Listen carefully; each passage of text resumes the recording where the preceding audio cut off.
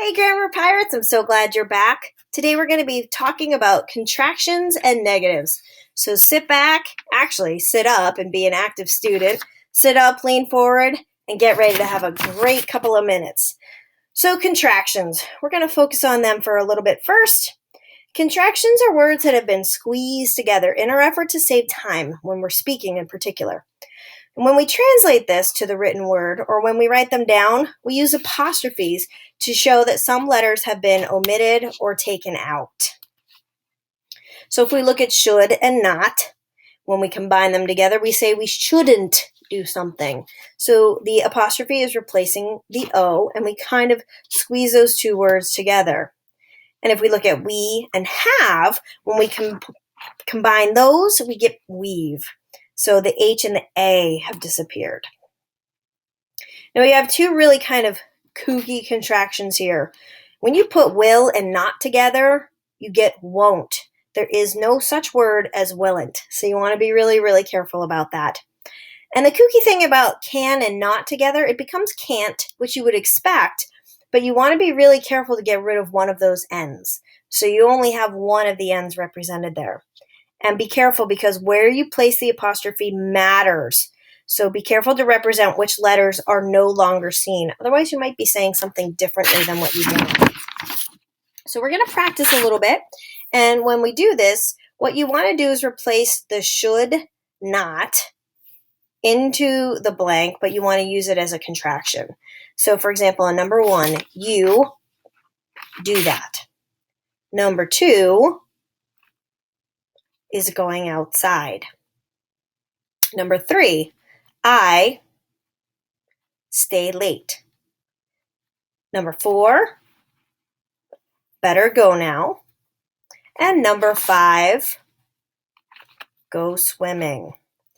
So hopefully you wrote down your answers for that. And here they are. You shouldn't do that. He's going outside.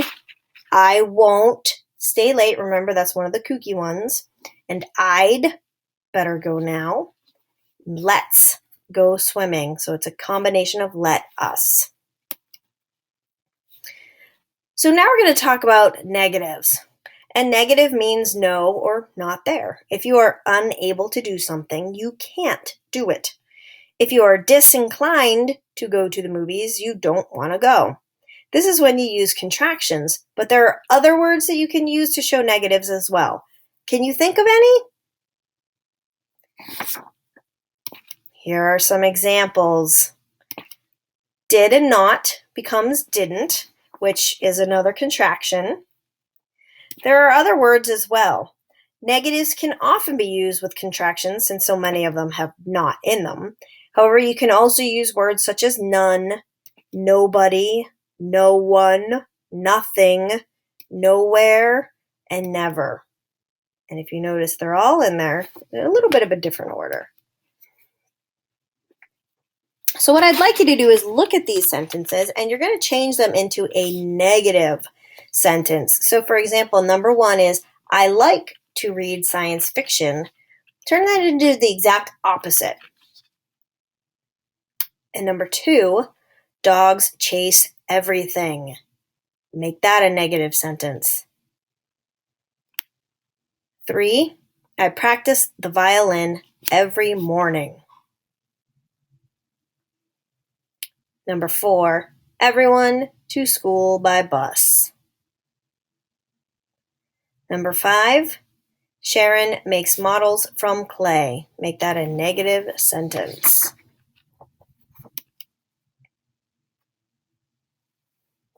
So here you go. Here's the exact opposite. I don't like to read science fiction. Dogs chase nothing, which that would be interesting. Number 3, I don't practice the violin every morning. And number 4, no one to school by bus, although that would actually sound better if it was no one goes to school by bus. And number 5, Sharon doesn't make models from clay. So we took what was a positive sentence and we turned it into a negative. So those are contractions and negatives. So I hope you really think about that. Always remember to put your apostrophe in the place where you're representing those letters that have been omitted or taken away, and think about all the different types of ways that you can say no. So I hope you have a great rest of your day. And Grammar Pirates, I'll see you soon.